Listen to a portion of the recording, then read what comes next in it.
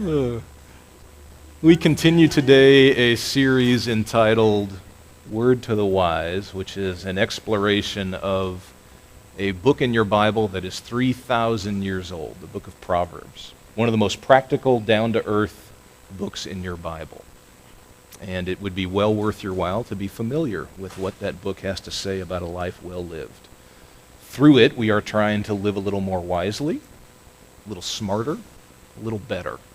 This is a shared teaching series with our daughter church that is now really very much like our sister church, the branch church in Alger Heights and Grand Rapids. So you only get me half the time and you get their pastor half of the time. Today we're going to talk about what this ancient book has to say about a subject that all of us actually are very interested in. It's one that even our culture pays a great deal of attention to. Millions upon millions of dollars are made every year talking about this subject. But instead of listening to what contemporary American society and its sciences have to say about this subject, we're going to turn to the words of wise old Solomon that are now 3 millennia old. And I think what you're going to find is that there is some simplicity, some depth, some clarity to this most important subject for you and I that will come to us from Solomon. Today we're going to talk about your mental health. We're going to talk about your emotional well-being. We're going to talk about everything that goes on inside of you, in your mind, that no one else can see. We're going to talk about your psychology today. Now, in the Bible, those terms are not used. Those are the phrases that we tend to use in 21st century America. In your Bible, both Testaments, Old and New, there's a different set of words that are used to describe mental well-being or mental health. Like the word heart, or the word mind, or the word even soul in the Bible oftentimes means that kind of thing. My favorite term of this set of words in the Bible for your mental health comes from the New Testament. It's a word in ancient Greek that's called splagna. It means your guts. It means how you are moved internally, emotionally, in a strong way. It's your passions. It's your dreams. Today we're going to talk about your heart, why it's so important to you, and how you can protect it and keep it healthy instead of doing it damage. And like I said, this is a subject that regardless of your age, no matter how familiar or not familiar you are with the Bible and Christianity, this is important to you, just as it is to me. Let's start here. One of the images that this ancient 3,000-year-old book uses about the human heart, your mental state at any given moment, your emotional well-being at any given moment, is that your heart is like deep waters. At least half a dozen times in the Proverbs, this image is used about the human heart. Your heart. My heart. You ever stood on a bridge downtown when the Grand River was up? Could be in the springtime when the snow's melting. Funny thing, you can stand on that bridge and look straight down at that into that river, and you have no idea how deep it is. All you can see is the surface. Another tricky thing about big rivers like that, be it the Grand River or where I'm from, the Rio Grande or the Mississippi River, is that when you stand on a bridge overlooking those rivers or its shoreline, they look like they're lazy and slow. And yet if you tried to swim across those rivers, you'd likely drown in the effort because it is so swift and the current is so strong, it's deceiving. Yeah, that's what your heart's like. It's like deep waters. Anytime you talk about the human heart and what goes on inside a human being like you and me, you're talking about deep ocean diving. They are deep waters. When was the first time in your life that you realized your own heart, your own internal life, your thoughts and your feelings and your reactions weren't that simple. They were complicated. They were knotty. They were deep waters. When was it for you? For me, it was when I was a child. I grew up handicapped. Most of you know that I'm legally blind if you call our church home. And it's funny how that affects people. There are things that go on inside of you that you can't turn off and you don't control. Like you're very anxious around other people because you're afraid that everybody's going to pick up on the fact that you're different, that you're weird, that you're just a little off. And God knows I'm more than a little off. And you can't turn those voices off. You don't get to choose about them. They're just there. And then, of course, children being children, they are oftentimes, yes, the most gracious human beings you'll ever run into, and then also the opposite of that. Then they tend to point out the flaws in others. They tend to point out how other people are not like them. And sure enough, very early on in my life, I figured out, though I didn't know the phrase, that my heart was like deep waters. I was having reactions to being around people or the way they treated me that I didn't fully understand. And really, it's taken me most of my life to understand. I bet you've seen the human heart, be it your own or somebody else that you know, be like deep waters. Maybe you've watched a friend completely unravel over the course of a year simply because they went through a season of elongated, significant stress. And you couldn't understand how they were being so deeply affected as a human by just the amount of stress they were under. And all of a sudden, they began to lose control of their anger, of their emotions, of their thoughts. Their worry became a runaway train. You know people like that? Yeah, it's because the human heart is deep waters. It's complex. It is not nearly as simplistic as sometimes bestsellers want to make it to be. Maybe you've seen that yourself. You've had a hard time coping with something that's gone on in your life, and instinctively, involuntarily, you have a response to that you wish were not the case. You overeat. You drink a little too much. And you don't want to, but you still do. It's because your heart is deep waters. If you are not willing to admit that maybe the most complicated thing about who you are is your heart, then the rest of what I say to you today may not be very helpful. But why don't you at least acknowledge that what Solomon was talking about 3,000 years ago seems to be true to the human condition. The most complex thing about you and me is what goes on inside of us. And Solomon says in that second verse, up on that slide, that wisdom, the wise person, can draw out what goes on in the deep waters of the human heart. So you need to become a little more wise about how your heart functions. So do I. So that you can be wise about it. But see, this is also a neighborly thing. This is a second great commandment thing. You can do this for other people too. Human beings are most stupid about their own hearts. You've probably observed that. You can take the smartest person that you know, who is vocationally successful in a way that even makes you jealous or envious, and they are at best remedial students about their own heart. And they need you, their neighbor, to be wise to help them sort through what's going on inside, why they do what they do, how it is that they're doing damage to themselves and they may not even know it.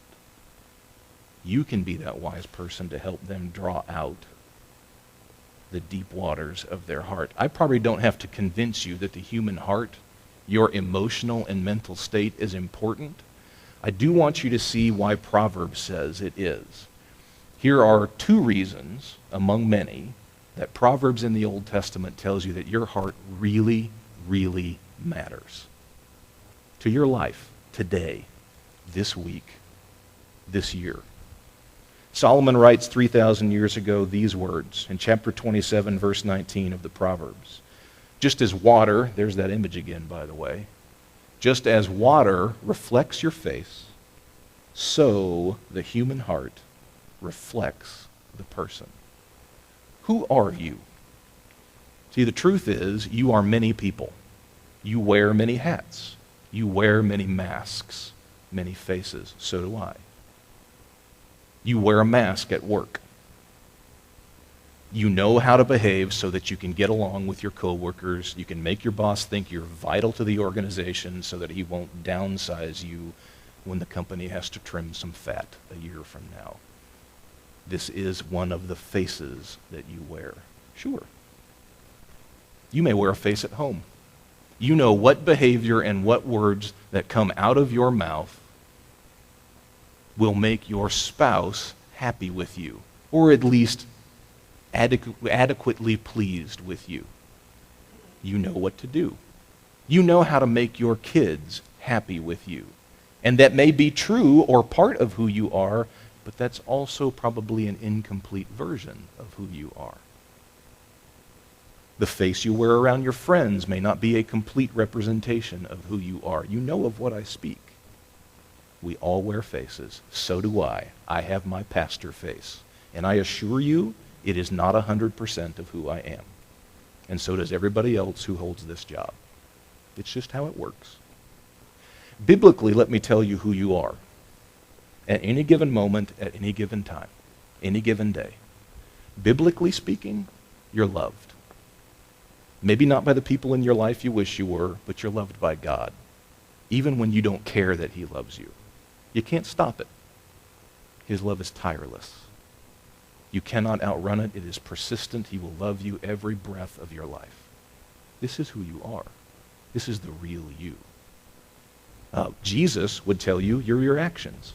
This was his chief beef with the Pharisees in the Gospels.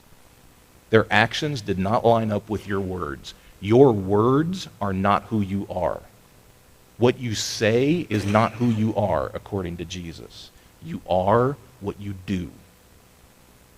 That's the real you. But that proverb that I read to you tells you something else. Who is the real you? As water reflects a face, so your heart, the human heart, reflects the person. At any given moment, you are what's going on inside of you. That's the real you. And see, that's the real you that most people don't know. I present, if you're like me, I present to people very often the stuff that's going on inside that I know is the most palatable or the most satisfactory to their taste. They do not know the other stuff that's going on inside. But that sets me up for a lie, which is that the real me is only the stuff I show people. Nope. The real me is everything that goes on inside of me. My doubts, my worries, my stress, my sadness, my anxiety, my joys that I don't talk enough about. These are all the things that are the real me. That's why your heart matters so much. It's who you really are. And if that doesn't make it seem like the heart is important, this surely will. Solomon says 3,000 years ago, in chapter 20, verse 27, the human spirit is the lamp of the Lord, searching every innermost part of the human being. Your heart, my heart, is the lamp of the Lord. Where does God speak to you clearest? Where does he speak to you loudest? Where will you sense his guidance and his love? Your heart. What's inside of you? Which explains why, if your heart is a disaster, if it is chaos, if it is overrun by stress or anxiety, sadness, despondence, anger, if your heart is like that, it is like being in a room and the lights are turned off. You can't see anything. The reason some of you may not have heard from God for a long time is not because he's not speaking to you. It's because the lamp of the Lord that's called your heart has gone off. Or it is in such disorder that you could never hear him. This is why, have you ever talked to somebody who goes on a personal retreat for a day or two, or just half a day, and they slow things down? They quiet their life. They set aside the busyness and the humdrum of everyday life, all the chores, all the work. They set it aside, and they go and they purpose to be slow and to be quiet, to listen to some Christian music, to read God's Word, to pray in a very meaningful, purposeful way. Then you talk to them after they do that, and they say to you, wow, God talked to me. I heard God in that moment, in that half a day, in that 2 days. I heard from Him. Well, no kidding. It's because you ordered your heart right. And all that clutter, what Henry Nouwen calls the monkeys and the banana trees of your soul, you made quiet. And then you could hear from God. You could see Him in the lamp of the Lord that is your heart. This is why who you are and who you will become, how you will affect other people, is going to largely be determined by your heart, just like me. This is why it matters so much. And this is why Solomon's chief advice to us as human beings is, if the human heart is this big a deal, if your mental health, your emotional state at any given moment is such a big deal, would you please guard it? This is the verse that led off the worship service today. It is a very well-known verse from Proverbs chapter 4. You need to guard your heart, because from it flows the rest of your life. If your heart's polluted, then guess what? The rest of your life will be.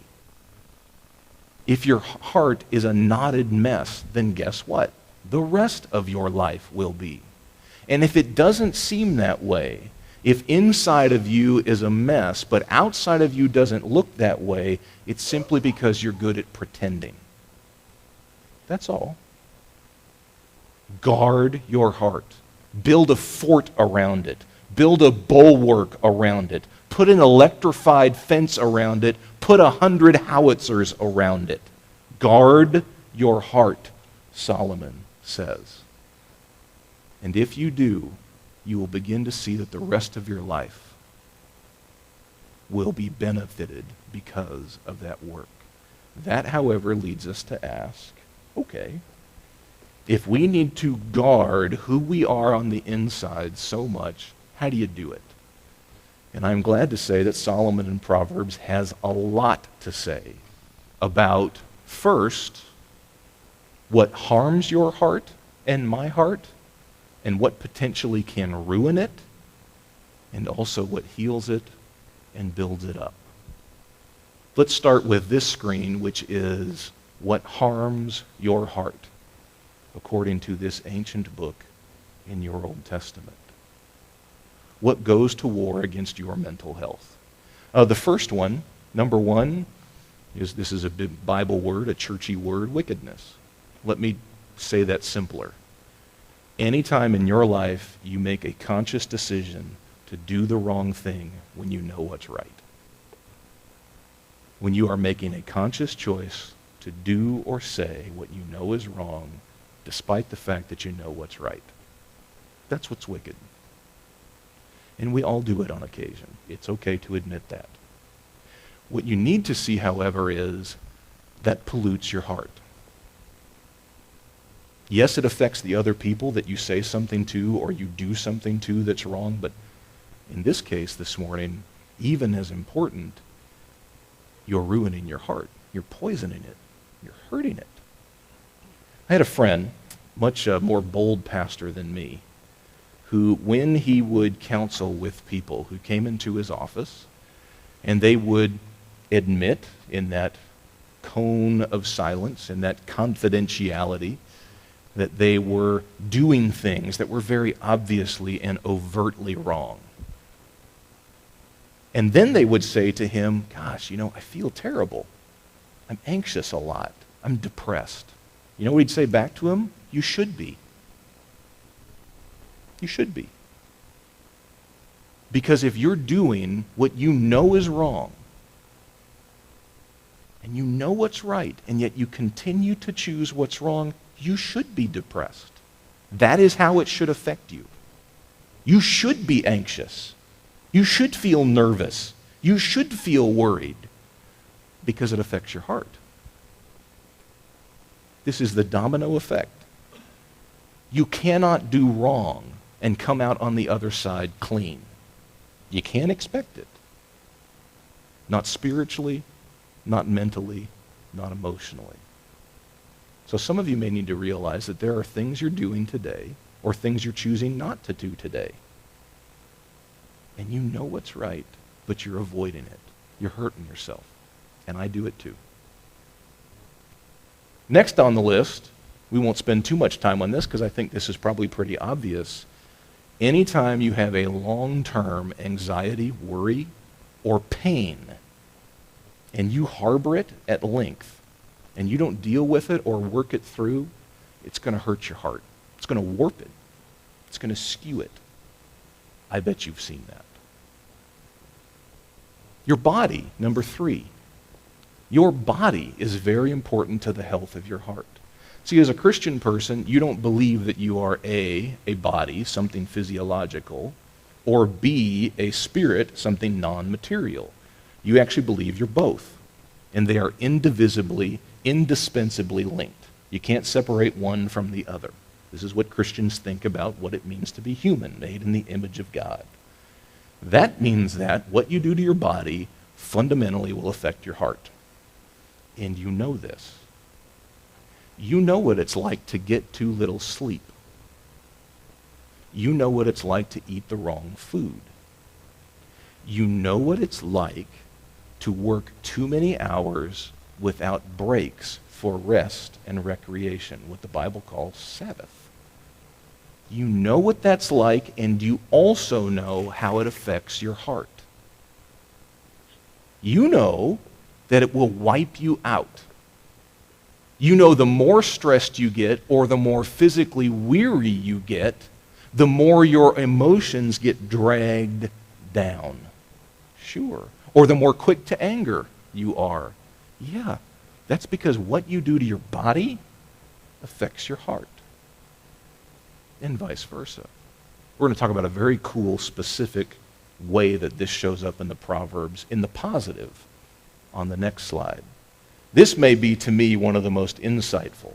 Number 4, of how it is that we do our own hearts harm, or how we're not careful to guard them. This is a proverb that some people will know when I read it, but you may not have known that it was about heart health. This is chapter 13, verse 12. Hope deferred or delayed makes the heart sick, but a desire fulfilled is a tree of life. Maybe one of the things that you and I do, maybe even today, in this very season of our lives, is we are guilty of having what the Proverbs calls deferred or delayed hopes. What are the hopes of your life? The dreams of your life? Think about that just for a minute. And then let me say to you, I'll bet that a lot of your dreams, a lot of your hopes, take 2 forms. Number 1, they're long-term. You are the parent of 2 teenagers, and you can't wait for your kids to leave the house. Well, that's years away, right? That is a long-term hope. You're 50. You're kind of tired of your career, but you know you got to do it because it pays the bills. But you are so looking forward to the day that you can retire. Guess what? That's 15 years away for you. If Social Security continues to go bankrupt, it'll be 20 or 25 years away for you very soon. That's a long-term hope. It seems to me that's in the language of Proverbs, hope deferred or a hope delayed. It is something that you will not see come to pass in a long time. Some of you are going back to college. You're going to college for the first time. Fantastic. If you're going to college even full-time, it's going to take you 4 years to finish that degree. That is a long-term hope, a deferred or delayed hope.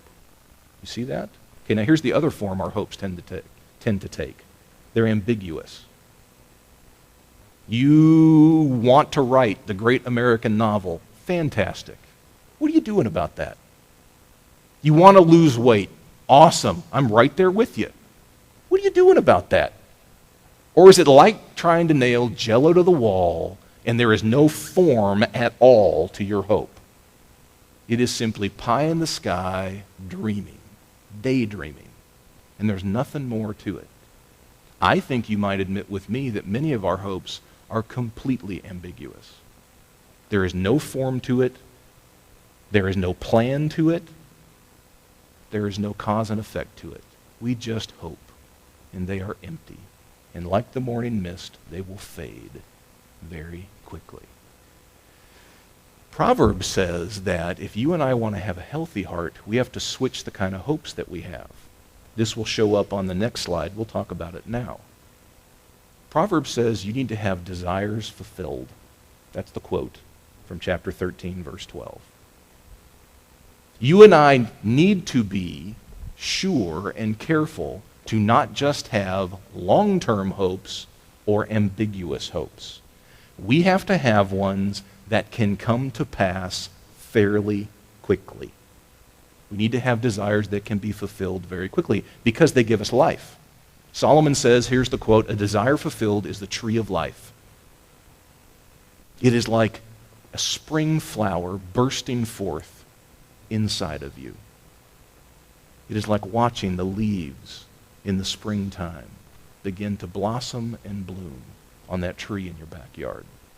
This is what a fulfilled desire or a fulfilled hope can do for you. Can you create or think of some shorter-term dreams or hopes that may only be a week away or a month away that you then can go to work on and see come to pass? It's great that you have long-term goals. I'm not telling you shouldn't be shooting for retirement. That's awesome. But if that is the chief goal in your life, that is a hope delayed and deferred, and according to Proverbs, it's going to make your heart sick. That's the quote.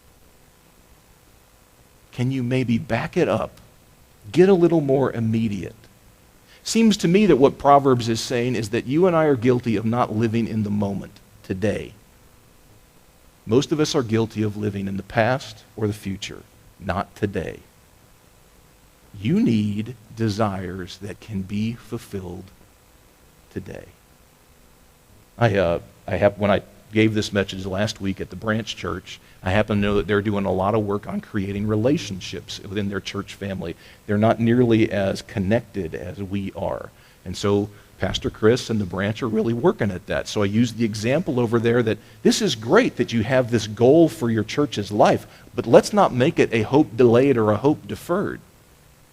Maybe this week, what they could do is say, I am going to reach out to, call, Facebook, email, invite over to dinner, whatever. I'm going to reach out to 2 people that I know by name here at the branch. This is my goal for the week. This is my hope for the week. And by the end of the week, if I have done that, odds are I will have interacted in a meaningful way with at least 2 other people who call my church family home. I'll get to know them a little better. They'll get to know me a little better. We'll feel a little more connected. Hey, that's a desire fulfilled, and it feels good. Maybe your goal this week is you're going to exercise twice. Great. Maybe you haven't prayed in a month. Your goal this week is you're going to pray twice. Fantastic. If you only do it once, that's okay. Don't beat yourself up by the end of the week. At least you did it once. That's better than 0. What short-term goals can you put in place? You feel distance between you and your kids. Take your daughter out on a date this week. See how good it feels. See what I'm saying? Do you see the wisdom of Solomon? You and I are guilty of living so far in the future with our hopes and our goals and our dreams that they make our hearts sick. Shorten your view. Do things that are short term, that give you an immediate bang for the buck, and see how it doesn't make you feel. I like the last one on this screen, by the way, because all of us have probably done this to one another at one given moment or another. The Proverbs, like so much of the Old Testament, like for instance the Psalms, are written in metaphors. It's written in images, and this is a verse that is a powerful image. This is Proverbs chapter 25, verse 20. Like vinegar poured on an open wound. Thank you. Ouch. Like vinegar poured on an open wound is one who sings songs to a heavy heart. Have you ever experienced that yourself? You're going through a season of stress, of worry, etc. And somebody, probably very well-meaning, comes and tells you, grabs you by the shoulders and says, "Hey man, it'll all be okay. God has His purpose. He plans everything out. Don't worry, it may suck right now, but it's going to be great tomorrow." Yeah, and you go, "Wow, would you please stop pouring vinegar into my open wound? I know you mean well, but your cheery words are actually detrimental to my heavy heart." We've probably done that to each other on occasion, right?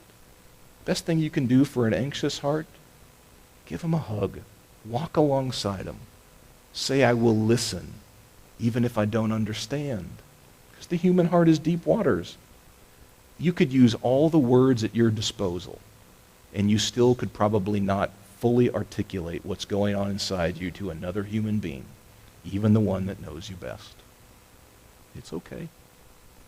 To someone who's sad, who's broken, who's in pain, would you please not pour vinegar in their open wounds?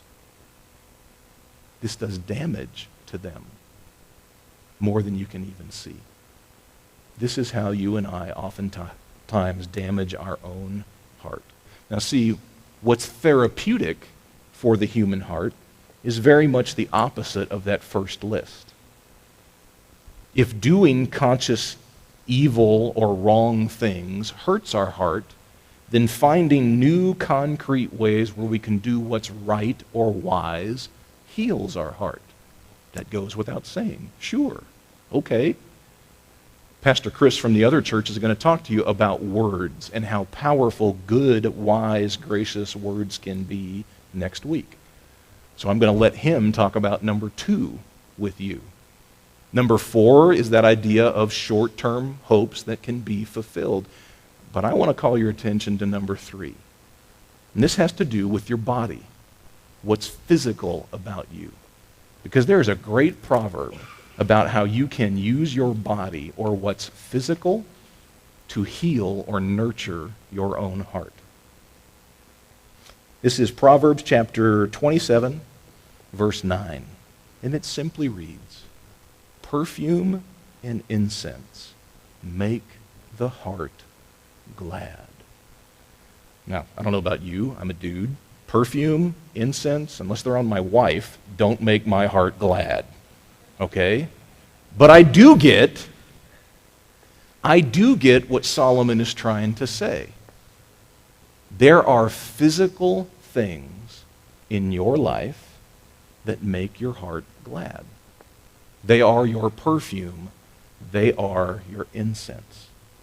And just by the very nature of what they are, there is something about them that you can't even quite articulate. It lifts you up even when you're down. It calms you down when you're angry.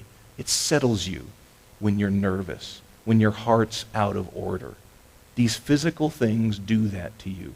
Do you know what the perfume and incense of your particular heart is? Music is that for me. Depending on the day, I can listen to a certain style of music, and it is the perfume and incense of my heart. It will lift me up. It will calm me down. And I don't understand it, but I know it is the best medicine my old heart has ever had. Maybe some of you feel that way about music. You're not just a music lover. That's the key. No. Your heart is healed and protected through the gift of music. Cooking does that for me. I spent most of my life knowing that I liked good food, way too much, in fact. But it took me until middle age to realize I really like to cook good food. And now I can sit in the kitchen, tune everything else out, and cook my family some great international cuisine. I experiment on them all the time. God loved their patience and their palates. They have Thai food and African food and all kinds of great stuff, or marginally tolerable stuff. But it does my heart good. It's my perfume and my incense. Here's the thing. You have those things in your life. I'll give you one more example from my life if it helps. Before I came here to this church, I interviewed to go take a church in Connecticut. And one of the things that that church had me do in the candidating process is they put me through this very extensive kind of personality and character assessment that's used in Fortune 500 companies.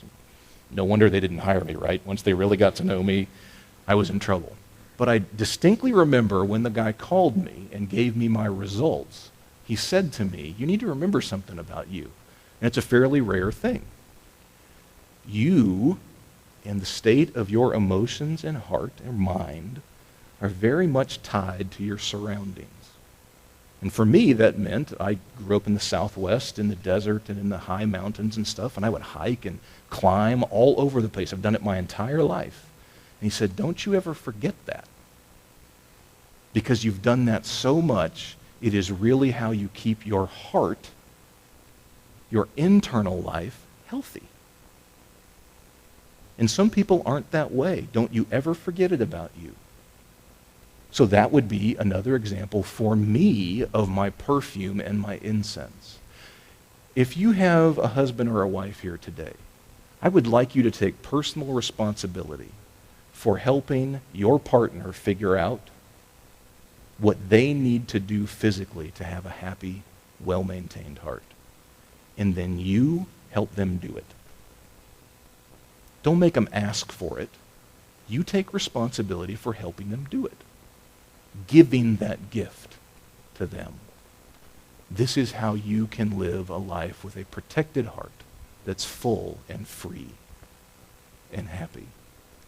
On your chairs today are these little cards that have those two lists that we talked about how you and I can protect our mental health, our emotional well-being. I would say you should take these and keep these handy, because if you want to live a well life internally, this would be Solomon's guidance to you. There are also some exercises you can do this week on that table at the back of the worship area. Grab one of those sheets and work it through, because this, as you can tell, as we talked it through this morning, can have a huge impact on your own personal life and pretty much every facet of every relationship that you have. I want to finish today with just one more verse from the Proverbs about the heart and why it is that it matters so much that we guard it and protect it and make a plan to have a healthy heart. This is Proverbs chapter 15, verse 15. Solomon says that if you have a happy heart, if you have a well-adjusted heart, if you have a heart inside that is uplifted and joyous, then it is like a continuous feast. Every day you wake up is like you're having the best meal you ever had. Then you get up the next day, and it's like you get to have it again. And the next day, and you get to have it again. There is no greater gift that you can give yourself or the other people in your life than to go to work on having a healthy, happy heart. Because then your life is like a continuous feast. You and the others around you get to eat its bounty day after day after day. Would you pray with me?